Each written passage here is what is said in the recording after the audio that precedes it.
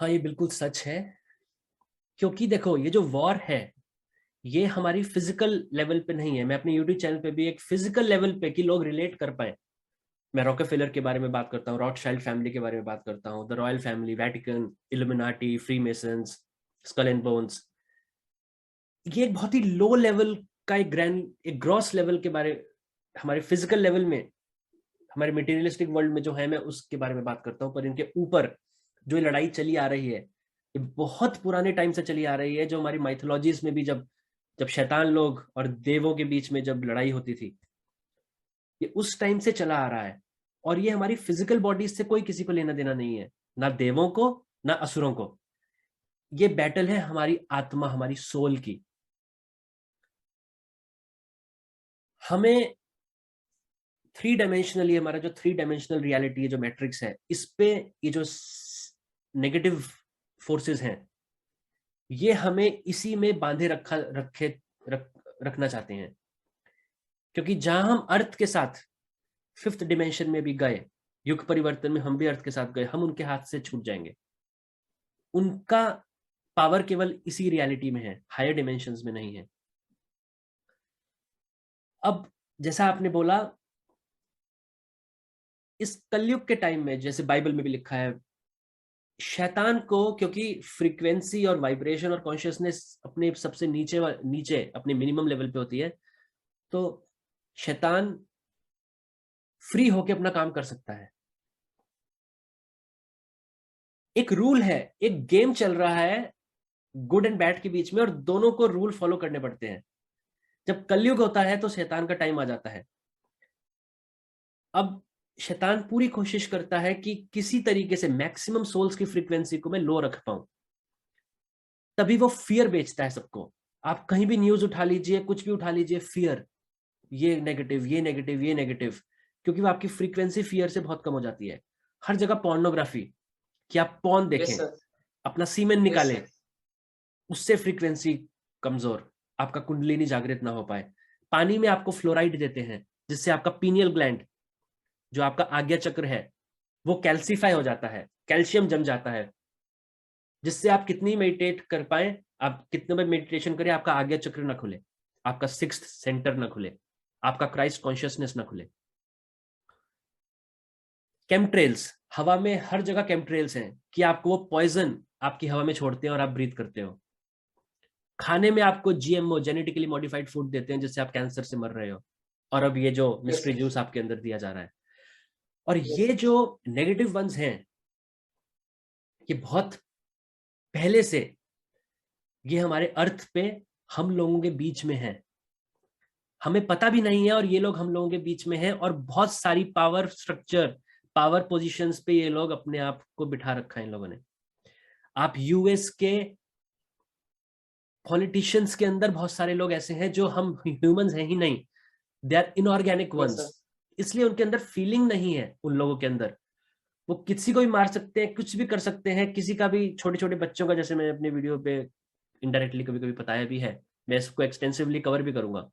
Google ने मेरे videos delete भी कर दिए थे एक दो, कि ये छोटे छोटे बच्चे इन्फेंट्स से एनर्जी लेते हैं, क्योंकि वो प्योर सोल्स होती हैं। वो, उनको मार के, उनका ब्लड पी के, मैं उस लेवल पे नहीं जा पाऊंगा जिससे आपके व्यूअर्स सोचे ये दिस इज नॉट रियल, पर दिस इज रियल।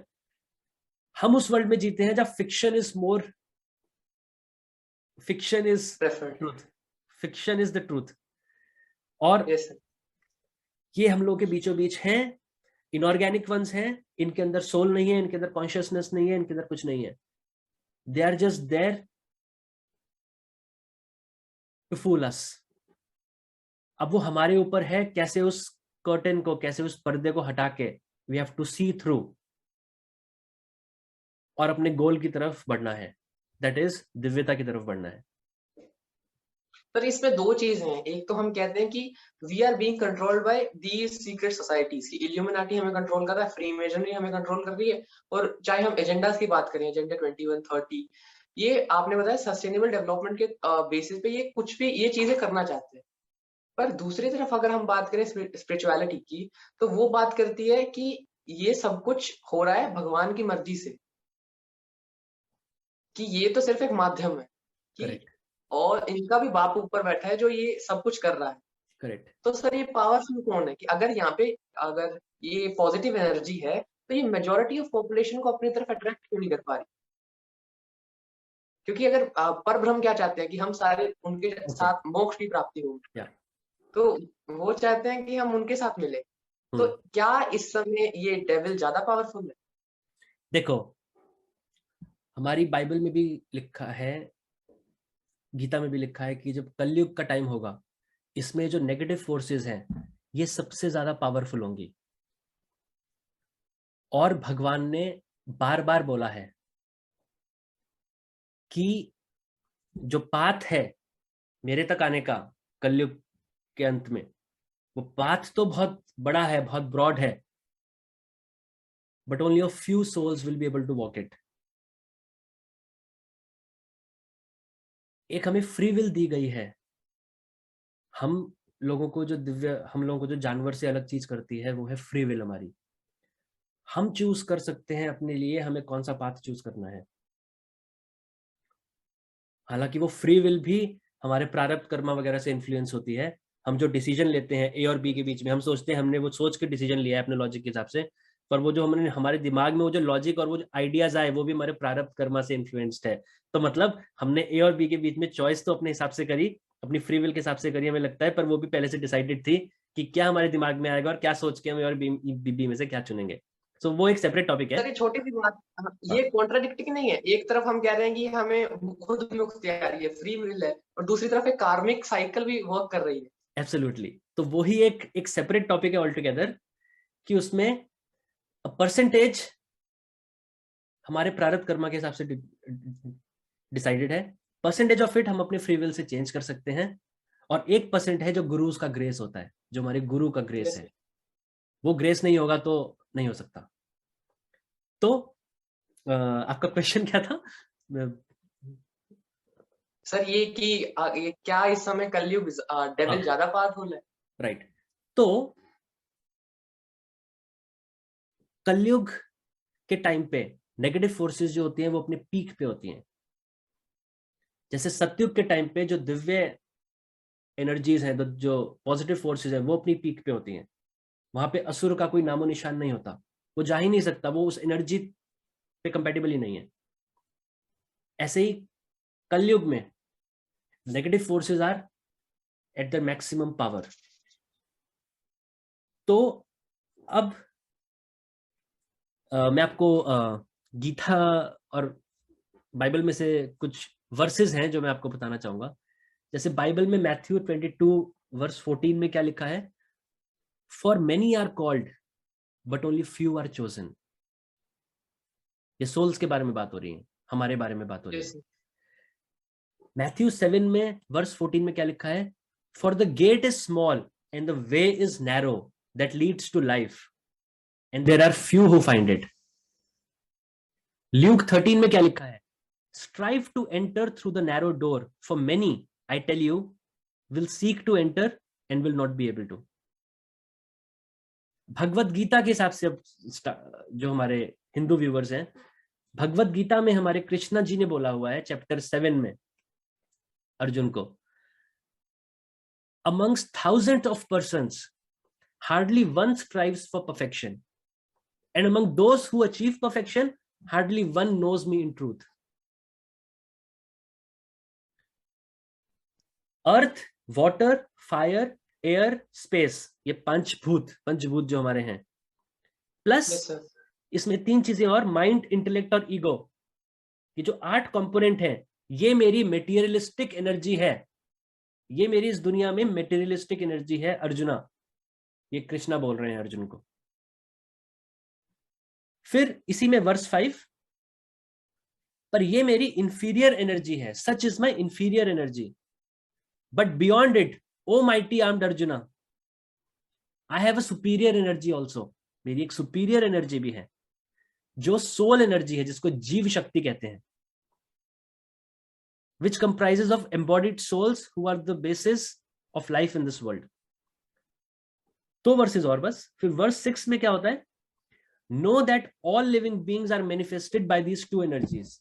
सारी living beings of in this creation, ये श्री कृष्ण जी बोल रहे हैं, ये मेरी ये इंफीरियर एनर्जी और मेरी ये सुपीरियर एनर्जी से ही कंप्राइज्ड है।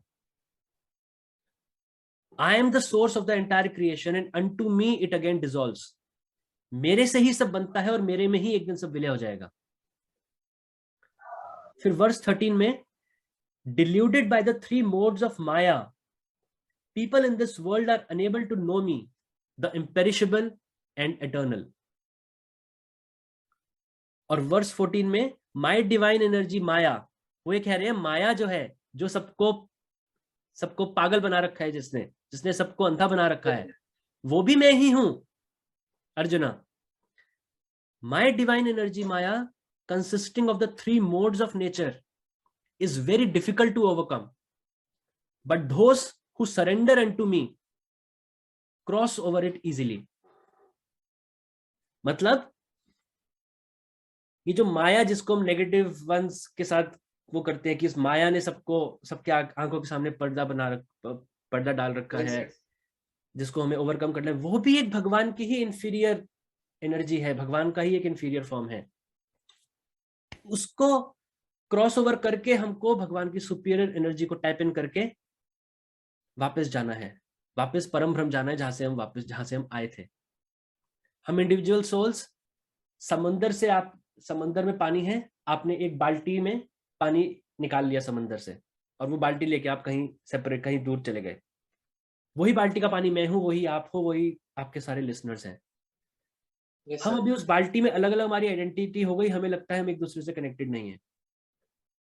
हमें मोक्ष के बाद जीवन मुक्त होके अपने सारे कर्मों से छुटकारा पाके, जब हम इस cycle of life and death, जब इस जीवन और मरण के चक्र से मुक्त हो जाएंगे अपने कर्मों को भस्म करके, तब हम मोक्ष पाके हमें वापस परम ब्रह्म में जाना है। तब हमारा बाल्टी में से हमको फिर से उस ओशन में, उस समुद्र में, परम ब्रह्म के समुद्र में उड़ल दिया जाएगा। फिर हम अपनी आइडेंटिटी फिर से लूज कर देंगे, हम उसी परम ब्रह्म से जहां से आए थे वहां से हम मर्ज होके वही अहम ब्रह्मास्मि बन जाएंगे। और वही भगवत गीता का एक मेन मैसेज है, अहम ब्रह्मास्मि। हम वो भगवान हैं, मैं कृष्णा हूं, मैं कृष्ण बन सकता हूं। yes. मुझे कृष्ण को पूजने की जरूरत नहीं है, मैं कृष्णा हूं, बस अपने अंदर की दिव्यता जो मैं भूल चुका हूं उसको मुझे जगाना है। और सारे सेविंग स्टोरी मैंने अपने YouTube चैनल पे शेयर करी है, स्टोरी ऑफ हजरत मंसूर, जो बोलते थे अन अल हक, मैं ही खुदा हूं। करेक्ट। और सर अगर हम जैसे हम बात करें सतयुग की, तो सतयुग का हमारे अंदर ये मतलब प्री कंसीव नोशन है कि एक ऐसा समय जहां पर कलयुग किससे रिप्रेजेंट होता है, काम क्रोध लोभ मोह माया अहंकार फियर वरी एंजाइटी से। तो सतयुग एक ऐसा समय होगा जहां पर प्रेम होगा, हार्मनी होगी, पीस होगा। और एक इमेजिनरी आती है कि शेर और एक हिरन जहां पर इकट्ठे पानी पिएंगे, जहां पर कोई लड़ाई नहीं होगी। तो सर ये अजीब सा क्वेश्चन है, अगर ये सब ऐसा हो गया सतयुग में, तो ये इकोसिस्टम कैसे चलेगा? कि there should be always a good part and a bad part. तो ये इकोसिस्टम कैसे जी पाएगा जब सारे ही इसमें रहेंगे, हार्मनी में, एटर्नल ब्लिस में रहेंगे? तो देखो, एक हमारा, मैंने आपको इंटरव्यू के स्टार्टिंग में बोला था, हमारी इस रियलिटी का सब कुछ मेन बेसिस ही एनर्जी है, चेतना है, कॉन्शियसनेस है। कॉन्शियसनेस ही हर सब कुछ है। कॉन्शियसनेस, हम अपनी थर्ड डिमेंशनल लिमिटेड विजडम से हम एक ऐसी चीज के बारे में सोच रहे हैं जो हमारा लिमिटेड विजडम, हमारा माइंड का लॉजिक उसको कॉम्प्रिहेंड नहीं कर सकता। सोचो, आपने कभी आम नहीं खाए होते, फॉर एग्जाम्पल आपने कभी मैंगो टेस्ट नहीं किया होता, मैं आपको कितना भी समझाऊं मैंगो की मिठास ऐसी है, उसका टेस्ट ऐसा है, आप नहीं समझ पाओगे। सेब भी मीठा है, गन्ना भी मीठा है, मैंगो भी मीठा है, चीनी भी मीठी है, पर सबकी मिठास अलग अलग है। जब तक आप वो खुद खा के नहीं देख लोगे,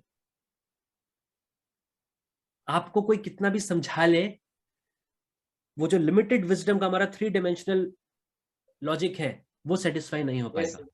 इसलिए कहते हैं, इसलिए अभी अभी जो मैंने आपको रीड किया वर्स 13, उसमें क्या बोला कृष्णा ने deluded by the three modes of Maya, people in this world are unable to know me, imperishable and eternal.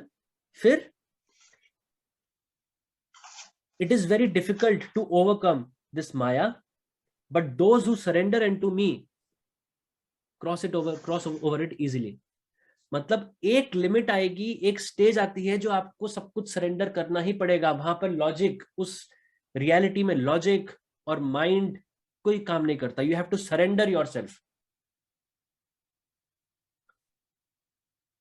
वो जो हम जिस सत्युग की जो हम बात करते हैं, that is a utopian world, जहां पे नेगेटिव कुछ है ही नहीं, जहां पे आप, और एक चीज और, मैक्सिमम लोग जो भी पॉपुलेशन रिडक्शन में जो मरने वाले हैं इन 10 सालों में, वो सोल्स, इसमें कुछ सही गलत नहीं है. हम और आप भी अभी इस चेंज के टाइम पे इसीलिए लाइव हैं कि हमने भी पुरानी साइकिल में, we would not have made it. हम फेल हो चुके होंगे पुरानी साइकिल में. अब हमारी सोल्स को फिर से एक चांस मिल रहा है. तो जो लोग पास नहीं होंगे, जज नहीं करना है. Everything is okay. भाई भगवान के लिए थर्ड डायमेंशन भी वही है, फिफ्थ डायमेंशन भी वही है. भगवान के तो बच्चे हैं सारे, सारी भगवान की बनाई हुई क्रिएशन है. तो जो सोल अभी नहीं जा पा रही, वो बाद में फिर से जब ये साइकिल आएगी किसी और प्लेनेट पे, तब उनको फिर से मौका मिलेगा. करेक्ट. तो वो जो सोल्स हैं वो अभी इसलिए तैयार नहीं है क्योंकि वो जो सतयुग है, वहां पे आपको पता है कलयुग की तरह सोचने में कोई चीज, कोई थॉट आपके दिमाग में आया और उसको मैनिफेस्ट करने में टाइम लैग नहीं है. Yes sir. अभी क्या हुआ, आपको कुछ फल खाना है, आप पैसे लेंगे, अपनी जेब में डालेंगे, कपड़े पहनेंगे, घर से बाहर निकलेंगे, खरीद के घर आएंगे, चक्कू से काट के खाएंगे. एक लैग है. आपने सोचा मुझे खाना है और पूरी प्रोसेस बीच में आई, तो एक लैग है, आपको उसके लिए काम करना पड़ा. पर जब सतयुग आएगा, वहां पे कारण जगत जो कॉजल वर्ल्ड है, एस्ट्रल वर्ल्ड जो सूक्ष्म जगत है, और हमारा स्थूल Yes, जगत sir. फिजिकल वर्ल्ड, उसमें लैग नहीं है. आपने कुछ सोचा, वो कॉजल वर्ल्ड में मटेरियलाइज हुआ, फिर वो एस्ट्रल वर्ल्ड में मैनिफेस्ट हुआ और डायरेक्टली आपके सामने आ जाएगा. तो जो भी प्योरिफाइड सोल्स नहीं है, अब सोचो ना, उनके दिमाग में कुछ गलत आ गया, उनके दिमाग में कुछ न्यूक्लियर बॉम्ब ब्लास्ट आ गया, तो वो तो मैनिफेस्ट कर दिया ना उन्होंने, वहां पे सब गड़बड़ हो जाएगी. तो all those souls who are not fit enough, वो नहीं जा पाएंगी. और जब वही सोल जा पाएंगी जो इस लेवल पे प्योरिफाइड हैं, तो सोचो कितना यूटोपियन वर्ल्ड बनेगा. Yes, sir. और उसकी ड्यूरेशन भी मैक्सिमम है एज पर द योगास. फिर एक टाइम आएगा, फिर एक वो डिवॉल्विंग साइकिल चलेगी, फिर धीरे धीरे योगा नीचे आएंगे, फिर हमारी कॉन्शियसनेस नीचे के लेवल पे आएगी. पर जो लोग एक बार पास हो गए, उनको दोबारा नहीं आना है. अगर वो दोबारा चाहें, वो फिजिकल बॉडी में आके गाइड करने के लिए आ सकते हैं, जैसे अवधूत आते हैं, अवतार आते हैं, महाअवतार लोग आते हैं. पर वो कर्म से परे होंगे, उनके कर्म से कोई बॉन्डेज नहीं होगी. उनको एक मिशन के लिए भेजा जाएगा. That's it. सर एक लास्ट क्वेश्चन मैं पूछना चाहता हूँ कि ये हम कहते हैं ट्रांजिशन पीरियड है, तो एक इंसान, एक जेनजी का इंसान, एक मिलेनियल इंसान, वो अपने जो ये डेली लाइफस्टाइल है उसका, खा लिया, पी लिया, फोन देख लिया, सो गया, ये वही चीजें रिपीट करता है. तो इसको उस एज में जाने के लिए, गोल्डन पीरियड के जाने के लिए ये क्या चीजें अपना सकता है? देखो, अगर आपको पता होगा स्पिरिचुअलिज्म का बेसिस क्या है, कि जो मैंने अभी बताया कि हमारे यूनिवर्स में डुअलिस्टिक रियलिटी है, हर चीज Yes, एक sir. पेयर में है, सुख दुख, अच्छा बुरा. Yes, sir. उसमें से हट के हमें अपने आप को सेंट्रल लेवल पे लाना पड़ेगा. ना कुछ सही है, ना कुछ गलत है. जो चीज हम कहते हैं ना, अरे ये तो बहुत गलत है, ये चीज तो बुरी है, वो भी रियलिस्टिक है. हमारी परसेप्शंस के रिलेटिव वो हमें इस टाइम पे गलत लग रही है. सती थी, उस टाइम पे वो सही थी, आज गलत है, आज कोई करे सती. उस टाइम पे जौहर होता था, आज कोई जौहर करे. Yes, sir. उस टाइम पे मतलब बहुत चीजें हैं जो टाइम के साथ साथ हमारी definition of good and bad, right and wrong भी चेंज हो जाती है। Yes sir. हमें ना राइट पे जाना है ना रॉन्ग पे जाना है। हमारी सरकार ने क्या किया क्या नहीं किया हमें कुछ फर्क नहीं पड़ता, हमें आपको एक सेंट्रल लेवल पे प्लेस करना है। इसको अगर मैं आपको स्पिरिचुअल टर्म्स में कहूं, हमारी रीढ़ की हड्डी में पीछे, हमारी रीढ़ की हड्डी ही है सब कुछ है, जिसके अंदर घुस के हमें परम ब्रह्म तक जाना है। That is the stairway to God, stairway to heaven. बाहर घंटे बजाने से मंदिरों में कुछ नहीं मिलेगा। और कल की आएंगे मुझे बचाएंगे, मैं कल की का भक्त हूं, नहीं, वो आएंगे वो बोलेंगे who are you, I don't even know you, अगर आपकी यस सर। फ्रीक्वेंसी उस लेवल पर नहीं है। तो हमारी रीढ़ की हड्डी में ईड़ा और पिंगला दोनों तरफ नाड़ियां चल रही हैं। एक को हम सूर्य नाड़ी कहते हैं, एक को चंद्र नाड़ी कहते हैं, एक को सोलर चैनल, एक को लूनर चैनल, जिसके थ्रू हमारी बॉडी पूरी बैलेंस रहती है। दिन में कुछ टाइम एक नॉस्ट्रिल आपकी एक्टिवेट होती है, दूसरी बंद होती है, एक साइड, राइट। हमारी पूरी बॉडी का टेम्परेचर हर चीज उससे मैनेज होती है। वो यस सर। द्वंद है, वही द्वंद है। हमें वहां से निकल के उन दो चैनल से अपने प्राण, अपनी लाइफ फोर्स को विड्रॉ करके योग के माध्यम से, साधना के माध्यम से सुषुम्ना नाड़ी के अंदर, द सेंट्रल चैनल सुषुम्ना नाड़ी के अंदर डालना है। और जिसने वो कर दिया,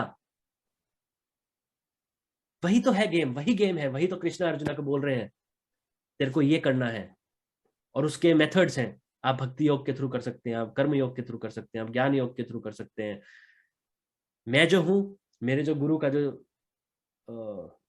जो एक चीज परंपरा चली आ रही है, हम लोग उसको राजयोग के थ्रू करते हैं, the control of the breath.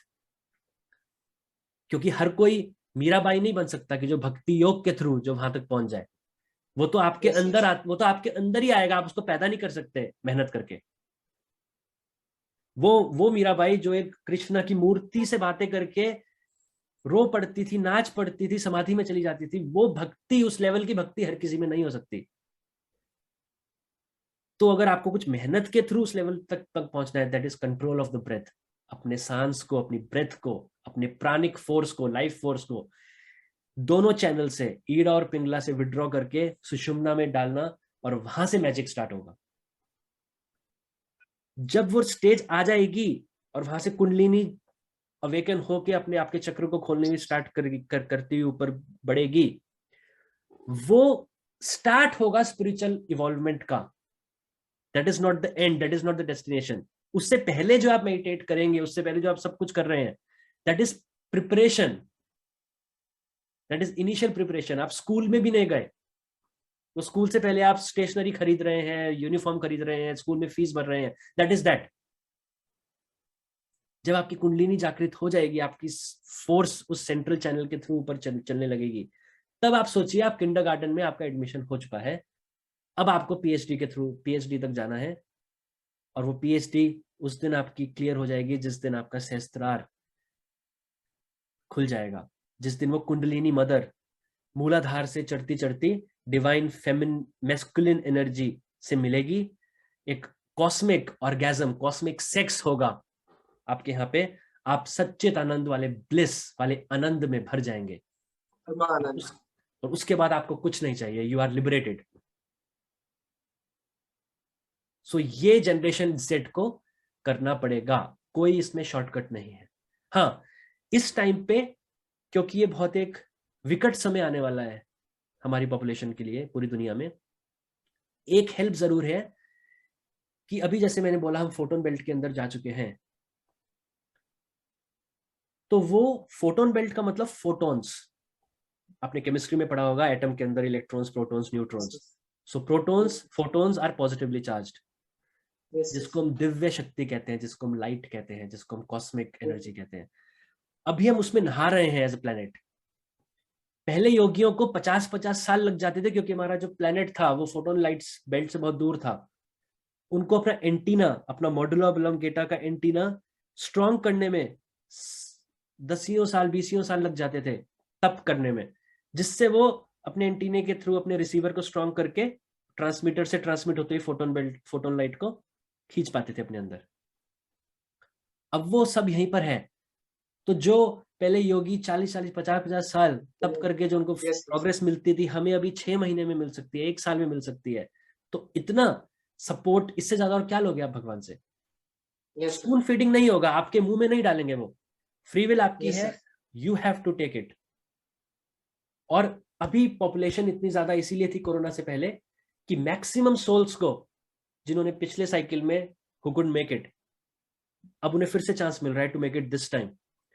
और वो कोई भी सोल ऊपर जाके ये ना बोल पाए कि मुझे मौका नहीं मिला। तो वो 26,000 साल में, ये 24,000 साल में जितनी भी सोल्स थी, सबको वो मौका मिला। पर अब जो मर रही हैं सोल्स, अब जो धीरे धीरे पॉपुलेशन कम होती चली जाएगी, अब वो सोल्स वापस नहीं आएंगी। अब फिल्ट्रेशन हो रहा है, या उस पार या इस पार। तो अभी मौका है अपने आप पे काम करने का, वरना फिर से दोबारा मौका मिलेगा। कुछ सही नहीं है, कुछ गलत नहीं है। So the Thank you journey so of, much, sir. आपने ये समय दिया, मुझे पर्सनली बहुत कुछ इसमें सीखने को मिला। होप कि मेरी ऑडियंस को काफी इसमें आपके जो नॉलेज है वो मिले, एक्सटेंसिव नॉलेज जो आज हमें मिली है। और मैं रिक्वेस्ट करूंगा कि आप इसके अलावा जो क्या ये फ्रीक्वेंसी लेवल पर चेंज आ रहा है, कैसे इल्यूमिनाटी फ्री मेजनरी ये कंट्रोल कर रही है, क्या ये हाइपोथेसिस है कि सिर्फ कॉन्स्पिरेसी थ्योरी है या फिर असली में है, और जियोपॉलिटिक्स पे, पोर्नोग्राफी के और पेडियोफिलिया रैकेट्स जो चल रहे हैं, इन पे हमारे साथ पॉडकास्ट बनाएं, मैं रिक्वेस्ट करूंगा आपसे। और थैंक यू अगेन सर, आपने इतना नॉलेज हमें आज दिया। और मैं रिक्वेस्ट करूंगा अपनी ऑडियंस से कि आप सर के यूट्यूब चैनल पे भी उसका लिंक मैं अपने डिस्क्रिप्शन में दूंगा, जाकर देख सकते हैं। और काफी नई चीजें आप अपनी जिंदगी में सीख सकते हैं, एक लाइफस्टाइल में चेंज ला सकते हैं, ताकि जो हम ये ट्रांजिशन पीरियड है फ्रॉम काली युग टू सतयुग, इससे निकल सके और एक गोल्डन एरा में हम जा सकें। तो thank you so much sir again. Thank you so much अगली जशन, बार इट वाज अ प्लेजर। अगली बार मिलते हैं एक नए पॉडकास्ट के साथ। Thank you sir. या और लास्ट में एक चीज और, just congratulate your parents, because इतना एक यंग जनरेशन में, इतनी यंग एज में, जब डिस्ट्रैक्शन हर जगह है, यस सर। डिस्ट्रैक्शन माया का हर जगह है, पोर्नोग्राफी में, इधर उधर, और खासकर आपकी जो एडोलेसेंट की जो पीक है, उस time you are into all this. So वहां कहीं ना कहीं your parents have been successful in grooming you and in bringing you up. So give my congratulations to them also. Thank you so much. Thank you sir.